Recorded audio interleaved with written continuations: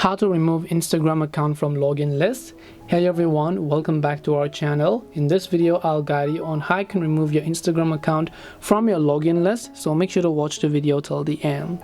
Now sometimes what happens on the Instagram app is that even if you log out of Instagram app, it still saves your data and your account actually still shows up on the login list. So to prove that to you, I'll just go to settings, and then first of all I'll just try to give it a logout. So I'll tap on the logout option here, tap on logout. The problem here is that even after you log out, your account and any of the other accounts that are saved still shows up on your Instagram login list. So how do you remove them from your login list? Well, in order to do this is actually very simple. When you're on this page, tap the gear icon from the top right.